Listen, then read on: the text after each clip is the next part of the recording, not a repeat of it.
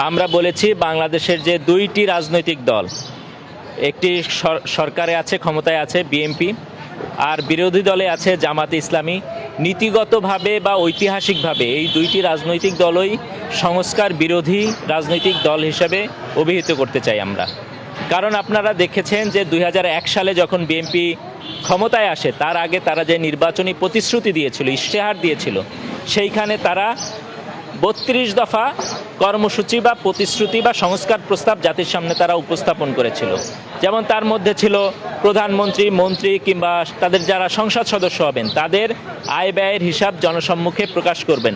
এখন পর্যন্ত কিন্তু আমরা তাদের সেই প্রতিশ্রুতি বাস্তবায়ন হতে দেখিনি, বরং উল্টা ঘটনা আমরা দেখেছি যে যখন ইন্টারিম সরকার ক্ষমতায় ছিল তখন কিছু কিছু উপদেষ্টাগণ তাদের আয় ব্যয়ের হিসাব সোশ্যাল মিডিয়ায় দিচ্ছিলেন। তখন কেউ কেউ বলেছেন বা দাবি করেছেন যে তারেক রহমানেরও উচিত তার আয় ব্যয়ের হিসাব জাতির সামনে প্রকাশ করা। তখন কিন্তু বিএনপির অ্যাক্টিভিস্টরা খেপে গিয়েছিলেন এবং ফাহাম আব্দুস সালামের কথা আপনাদের মনে থাকার দরকার। তিনি খুব সবাইকে রোস্টিং করছিলেন রীতিমতো। কেন এই দাবি তোলা হলো যে তারেক রহমানের মতো ব্যক্তির তো আসলে আয় ব্যয়ের হিসাব চাওয়া যাবে না, অথচ এইটা 2001 সালে তাদের প্রতিশ্রুতিতে ছিল। আপনারা আরও যদি খেয়াল করেন যে তখন আর একটা প্রতিশ্রুতি ছিল যে বিচার বিভাগ এবং আইন বিভাগ আলাদা করার প্রস্তাব তারা তখন দিয়েছিল সেই 2001 সালে, কিন্তু তারা কিন্তু সেটা করেননি। আজকের যে সালাউদ্দিন সাহেবকে আপনারা দেখছেন, তিনি অনেক আইনের কথা বলেন, অনেক সংবিধানের কথা বলেন। তৎকালীন সময়ে একজন বিএনপির এরকম আইনবিদ ছিলেন ব্যারিস্টার মওদুদ আহমেদ সাহেব, তিনিও এরকম অনেক সংবিধান দেখাইতেন, কিন্তু এই সংবিধান দেখায় তিনি কিন্তু শেষ পর্যন্ত এই বিচার বিভাগ এবং আইন বিভাগ তাদের শাসন আমলে আলাদা করতে পারেন নাই, বরং তার এই অতিরিক্ত সংবিধানের দোহাই কিন্তু একসময় বাংলাদেশে 111 নামিয়ে আনছিল এবং তার ওই সংবিধানের দোহাইয়ের ধারাবাহিকতায় কিন্তু বাংলাদেশে একটা সময় সেনা শাসন চলে আসছিল। ফলে সালাউদ্দিন সাহেবকেও আমরা অনুরোধ করব, আপনার সংবিধানের এই জ্ঞানগর্ভমূলক আলোচনা খুবই ভালো, বাট আমাদের যে গণভোটের আকাঙ্ক্ষা সেইটা যাতে বাস্তবায়িত হয় এই ব্যাপারে আপনি বেশি বাড়াবাড়ি করলে যেটা হবে, বাংলাদেশে এখানে তৃতীয় একটি পক্ষ সুযোগ নেবে, সেই 111-এর মতো আরেকটি দুর্ঘটনা বাংলাদেশে ঘটবে। ফলে আমরা চাই যে এই ধরনের কোনো অবস্থা বাংলাদেশে আবার না ঘটুক। একইভাবে আপনারা যদি দেখেন বিএনপির 31 দফার কথা আপনারা জানেন, যেটার মধ্য দিয়ে এবার তারা সরকার গঠন করলো। এই 31 দফার হিস্ট্রি যদি আপনারা একটু দেখেন, আমরা বলছি যে নীতিগতভাবে বিএনপি কোনো সংস্কারপন্থী দল নয়। কেন বলেছি? কারণ হচ্ছে বিএনপি শুধুমাত্র ক্ষমতা দখলের রাজনীতি করে। যখন আওয়ামী দুঃশাসনের সময় ফ্যাসিবাদী আচরণ যখন প্রবল হয়, তখন একটা পর্যায়ে এমন হয়েছিল যে তাদের পার্টি অফিস খোলার মতো লোক ছিল না।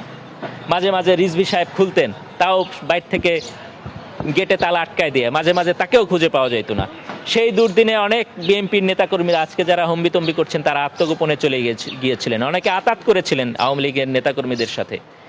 সেই রকম একটা সময় বিএনপি যখন তাদের রাজনৈতিক বন্ধু দরকার, সেই রাজনৈতিক বন্ধু বৃদ্ধির প্রকল্প হিসেবে তারা তৎকালীন একটি রাজনৈতিক জোট গণতন্ত্র মঞ্চ, এই গণতন্ত্র মঞ্চের দ্বারস্থ হয়েছিলেন। সেখানে রাষ্ট্র সংস্কার আন্দোলন, সমাজতান্ত্রিক দল জেএসডি, গণসংহতি আন্দোলনের মতো দলগুলো ছিল।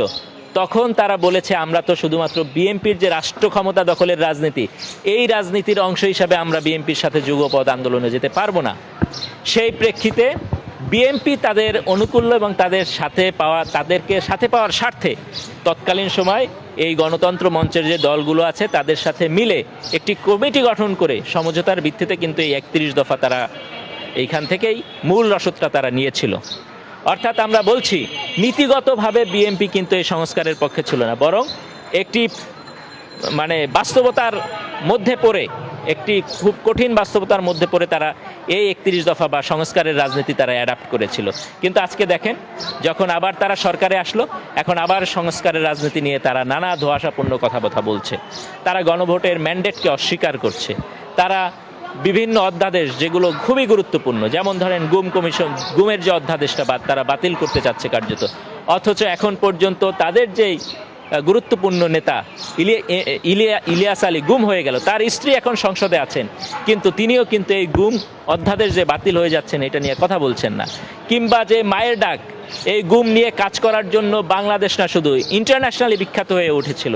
সেই মায়ের ডাকের তুলিয়াপা খুব অল্প দামে যেন বা বিক্রি হয়ে গেলেন।